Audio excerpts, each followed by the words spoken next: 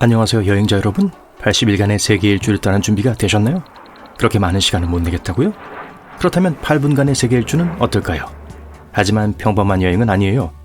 여러분은 곧 여러 나라에 대한 이상하고 특별한 이야기를 듣게 될 거예요.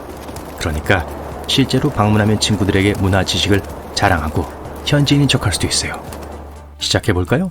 이탈리아 경찰의 별명은 부트예요. 그 경찰들은 멋지게 근무하는 방법을 확실히 알고 있어요. 몇 년 전 이탈리아의 경찰 차량에 람보기니가 추가되었습니다. 아마도 범죄자를 빨리 잡는 데 도움이 될 거예요. 아니면 경찰이 쫓는 범인들이 이 멋진 차에 감탄해서 잠시 멈춰 차를 바라보게 되고, 그래서 경찰이 쉽게 범인을 잡을 수 있을지도 모르죠.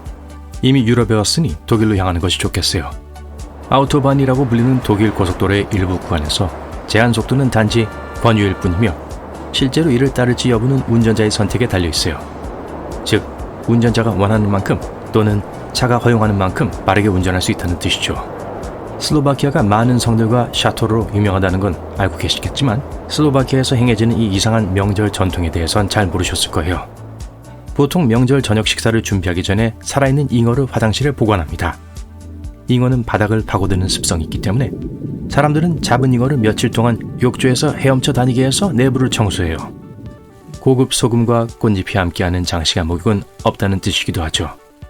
그들은 잉어의 비늘이 돈을 끌어당긴다고 믿기 때문에 저녁 식사가 끝나면 그걸 지갑에 보관합니다. 폴란드도 마찬가지라고 해요. 뭔가 신기한 일들이 벌어지고 있네요. 지금 바로 핀란드로 가볼까요? 핀란드는 흥미로운 사실이 하나도 아니고 두 가지나 있습니다. 1999년부터 2010년까지 핀란드는 사우나에 가장 오래 앉아있는 사람이 우승하는 세계 사우나 대회를 개최했어요. 이 대회는 너무 유명해서 전 세계 사람들이 이 극한 활동에 참가하기 위해 핀란드를 찾아왔어요. 2000년 전 핀란드 사람들이 사우나를 목욕의 한 형태로 발명했다는 사실을 생각해보면 이런 놀이가 생겨난 것도 이해가 되실 거예요. 재밌는 건 이제 알려드릴 핀란드의 두 번째 기이한 사실도 경쟁의 한 모습이라는 거예요. 핀란드에서 시작된 유콘 칸토라는 대회가 있는데 남성이 아내를 안고 일정한 거리를 달리는 대회예요. 기네스 월드 레코드에도 카테고리가 있을 정도죠. 이 레이스의 목표는 파트너를 얻고 특수 장애물 트랙을 가장 빠른 시간 안에 통과하는 거예요. 원래 코스는 울타리와 개울이 있는 거친 바위 지형으로 구성되어 있었지만 이후 현대의 조건에 맞게 변경되었어요. 국제 아내 운반 경기규칙위원회, 실존하는 단체예요. 여기서 트랙에 2개의 마른 장애물과 약 1m 깊이의 물 장애물을 설치하도록 규칙을 정했습니다. 이 아내 운반 세계 선수권 대회는 1992년부터 매년 핀란드에서 열리고 있고 우승자는 금메달이 아닌 파트너의 몸무게로 상금을 받아요. 경쟁심이 대단하죠? 핀란드의 이웃나라 스웨덴도 그들만의 기이한 사실을 보유한 걸로 어디서도 결코 뒤지지 않아요. 초밥을 좋아하지 않는 분이라면 이 음식이 마음에 들지 않으실 텐데요. 스웨덴에서는 썩은 생선을 수르스트레밍이라고 부르는 실제 식품으로 판매합니다. 좋아요. 공정하게 말하면 실제로 썩은 건 아니에요. 살짝 소금에 절이고 발효시킨 것뿐이죠. 하지만 실제로 썩은 냄새가 나긴 해요. 이 버전의 발트의 청어는 16세기부터 스웨덴 요리의 필수품이었어요. 생선의 발효 과정은 최소 6개월 이상 걸리고 요리에 다소 산성의 맛이 나고 특유의 강한 냄새가 납니다. 그래서 이제는 세계에서 가장 냄새가 심한 음식 중 하나로 알려져 있어요. 유럽을 떠나기 전에 해리포터의 조국을 방문한 것도 좋을 것 같아요. 영국 사람들이 날아다니는 빗자루 같은 걸 타고 학교에 다닌다는 말은 하지 않겠지만 저를 믿으세요. 이것만큼이나 특이한 것이 있어요. 영국 사람들은 거대한 치즈휠을 굴리는 대회를 열어요. 네, 그렇다니까요. 이 행사는 쿠퍼스힐 치즈 롤링 앤 웨이크라고 불리며 매년 영국 글로스터 근처에서 열려요. 200야드 길이의 언덕 아래로 더블 글로스터 치즈가 굴러내려오면 참가자들이 그 뒤를 따라 내려갑니다. 이 대회는 전통적으로 브록워스라는 지역 마을에 사는 사람들이 만들고 즐겼지만 이제는 전 세계 사람들이 참가할 수 있도록 허용하고 있어요. 그러니 내년 참가자 명단에 이름을 적어두면 상금을 받을 수도 있을 것 같은데 어떻게 생각하세요? 비린내 나는 생선? 아니요, 당연히 치즈죠. 이제 약간 동쪽으로 이동해서 튀르키예를 방문해 볼게요. 스스로를 미식가라고 자부하는 분이라면 분명 흥미를 느끼실 거예요. 튀르키예는 닭고기가 들어간 디저트가 있습니다. 잘게 썬 닭 가슴살로 만든 우유 푸딩의 튀르키예 버전인 전통 디저트죠. 과거에는 톱카프 궁전의 오스만 술탄에게만 제공되었던 별미였지만 지금은 거의 모든 레스토랑에서 찾아볼 수 있고 아주 사랑받는 요리랍니다. 이제 아시아를 방문하지 않고는 워크 투어를 할 수 없겠네요. 첫 번째 목적지는 일본입니다.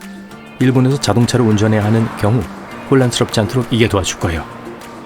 일본의 신호등에는 표준 녹색 대신 파란색 진행 표시 등이 있어요. 일본이 선택한 색이거나 뭐 그런 건 전혀 아니고요. 예전 일본에선 한 단어가 파란색과 녹색을 모두 의미했었기 때문이랍니다. 신호등 색상에 관한 국제협약에 따라 빨강, 노랑, 녹색이 정해져 있지만 일본은 이 협약에 서명한 국가가 아니에요. 하지만 1973년 일본 관리들은 더 이상의 혼란을 피하기 위해 신호등은 가능한 한 가장 푸른색인 녹색이어야 한다고 선언했습니다. 싱가포르로 향할 시간입니다. 싱가포르의 거리를 걷다가 아파트 창문 밖으로 대나무 기둥이 튀어나온 걸 보고 놀라지 마세요.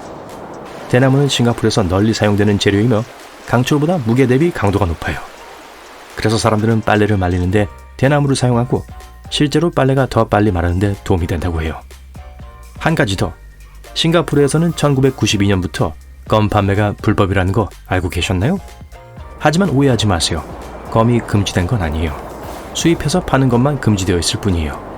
그렇기 때문에 길거리에서 껌을 씹는 사람을 거의 볼 수 없습니다. 하지만 여기엔 예외가 있어요. 치료용 껌과 치과용 껌은 여전히 판매가 허용되고 의사나 약사에게서만 구입할 수 있어요. 재밌는 액티비티를 생각하면 옛날 방식의 물싸움만큼 좋은 건 없겠죠. 매년 4월 태국의 새해 명절인 송크란 기간 동안 태국에서는 물싸움 축제가 열려요. 주요 거리는 교통이 통제되고 물싸움 경기장으로 사용되죠. 모든 연령대의 사람들이 이 전통에 참여하며 축제 기간 동안 몸을 정화하는 의식의 일부로 여깁니다. 다음 여행지는 현실 속 중간기인 뉴질랜드예요. 타오마타 우하카 탕기 한가 코아우오 타마테아 투푸 카카 피키 웅아 오로 누쿠 포카 이와 누와 기타타후. 침팬지가 키보드 앞에 앉았을 때 나오는 말이 아니에요. 발음하려고 하면 혀와 이빨이 빠질 것 같아서 발음조차 시도하지 않겠지만 뉴질랜드의 실제 지명이자 85자로 이루어진 세계에서 가장 긴 지명으로 알려져 있어요. 마오리족에서 유래된 이 이름은 모든 사람, 특히 관광객들이 쉽게 알아들을 수 있도록 타오마타로 줄여서 불렀어요. 이 단어의 뜻이 궁금한 분들을 위해 설명하자면 큰 무릎을 가진 슬라이더이자 등산가이자 여행한 땅을 삼키는 타마테아라는 남자가 사랑하는 사람을 위해 피리를 불었던 정상입니다. 그렇군요. 그때 피리를 불면 자기 이름을 딴 마을이 생길 정도로 꽤나 여유가 많았나 봐요. 뭐 제가 판단할 건 아닌 것 같지만요.